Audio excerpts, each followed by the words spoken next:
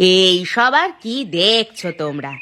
আমার মামার বাড়ির ইতিহাস শুনলে তোমাদের মাথা ঘুরিয়ে তোমরা অজ্ঞান হয়ে পড়ে যাবে।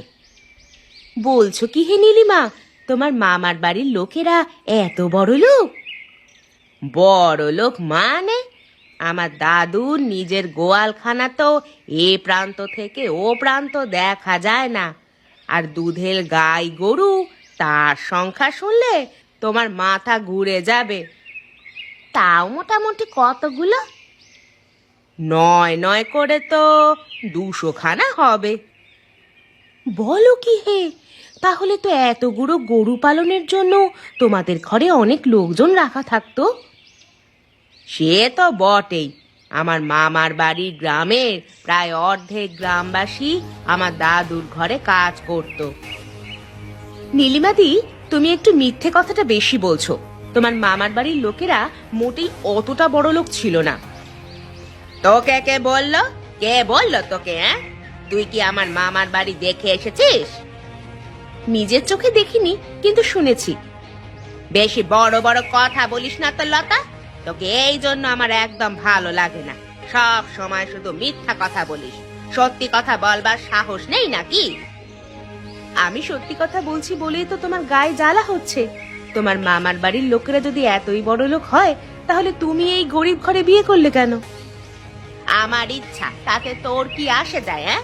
তুই এমন করছিস যেন তোর সংসার একেবারে বিরাট বিত্তমান।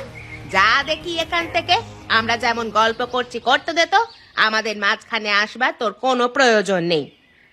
ঠিকই বলেছ, নিজের স্বামীকে সামলাগে যাও, লোকের বিষয়ে বেশি কথা বলতে হবে না। বাবারে, জীবনে কি করলাম! হাতে একটাও টাকা পয়সা নেই। নিজের ইচ্ছে মতো যে একটু আনন্দ করে বেড়াবো, সেইটাও উপায় নেই। কাজকর্ম করব কি? কাজ করতে ভালোই লাগে না, মনে হয় যেন সারাদিন বসে বসে ঘুমাই। কিন্তু এই সময় খিদে খিদে পাচ্ছে। গিন্নিটা আবার কোথায় গেল কে জানে। গিন্নিটা যদি ঘরের কাজ না করে, তাহলে উঠে খেতে পাবে না, মনে থাকে যেন। আরে, তুমি আমার কথা শুনতে পেয়ে গেছো? সে তো পেয়েছি বটেই। তুমি যদি সকাল থেকে উঠে আমার দোষ ধরতে শুরু করো, তাহলে তো আমার কানে তোমার কথা আসবেই। আমি তোমার দোষ কোথায় ধরলাম বলো দেখি? আমি তো বললাম খিদে পেয়েছে শুধু। তাই নাকি? তা খাওয়ার জন্য ঘরে যে বাজার করতে হয়, নুন মশলা এসব আনতে হয়, সেগুলো কি তোমাকে শিখিয়ে দিতে হবে? আরে, ট্যাঁক মেরে কথা বলবে না কিন্তু, বলে দিলাম। আমি সকালবেলায় উঠে তোমার কথা শুনতে চাই না। বেশি কথা বলো না। যদি আজকে তুমি 2 পয়সা ইনকাম করে ঘরে না আনবে, তাহলে তোমার আজকে খাওয়া বন্ধ। খুব তো বড় বড় কথা বলো। তোমার মামার বাড়িতে এটা ছিল ওটা ছিল, কই মামার বাড়ি থেকে কিছু আনো দেখি। তাদের কাছে যা আছে তাদের নিজেদের নামে আছে, আমাকে দেওয়ার জন্য তারা বসে নেই। যাও, ঘর থেকে বিদায় হও দেখি। তুমি আমাকে ঘর থেকে তাড়িয়ে দিচ্ছ? হ্যাঁ দিচ্ছি। আগে 1 পয়সা রোজগার করে আনবে, তারপর তোমাকে বাড়িতে ঢুকতে দেব, তার আগে নয়।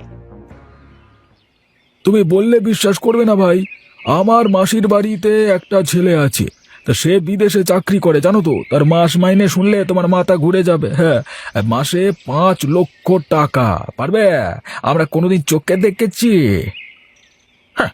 আজ পর্যন্ত চায়ের দাম কোনোদিন ঠিক মতো দেয় না, তার মুখে আবার বড় বড় ভাষণ। ভাষণ মারতে পারলে আর কিছু চায় না। ভাষণ মারতে পয়সা লাগে না তো। বুঝলে ভাই, এই হচ্ছে কথা। আমাদের জীবনে আমরা কি পেলাম?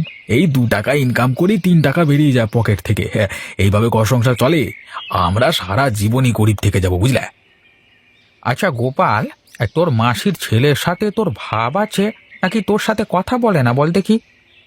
আরে ভাব থাকবে না মানে? আমি যখনই তাদের বাড়িতে যাই, আমাকে দাদা দাদা বলে একেবারে মাথায় তুলে রাখবার জোগাড়। তাহলে তুই একটা কাজ করতে পারিস তো গোপাল। আরে না না কাকা, তুমি কি বলো হে?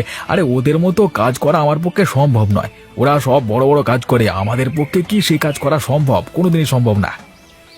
আমি সেটা বলছি না। আমার দোকানে এতদিনে চা খেয়ে যে ধার বাকি রেখেছিস, সেই ধার বাকির টাকাগুলো তো তোর মাসির ছেলের কাছ থেকে নিয়ে এসে দিতে পারিস, তাই না? তার মানে মাসির ছেলে আমার ধারের টাকা কেন দিতে যাবে? তাহলে এখানে লেকচার মেরে কোনো লাভ আছে কি? চুপচাপ খা, দিয়ে এখান থেকে বিদায় হ। আজকেও নিশ্চয়ই আমার টাকা দিবি না, তাই না? একদম মুখ সামলে কথা বলবে কাকা। এরকম করে কথা বললে আমি তোমার দোকানে কোনোদিন চা খেতে আসবো না। আর না এলি বাঁচি। আমি তো ফ্রিতে চা খাবার জন্য দান শিবির খুলে রাখিনি। এখান থেকে দূর হ, যা। ঠিক আছে, সময় আসুক, আমিও দেখে নেব। কি করছেন বাবু, ব্যস্ত আছেন? আপনার সাথে কিছু দরকার ছিল বাবু। আপনার কি এখন সময় হবে আমার কথা শুনবার?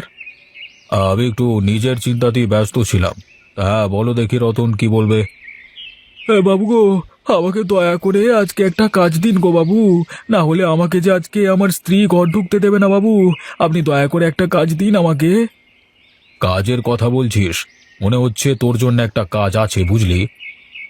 আপনি যা কাজ দেবেন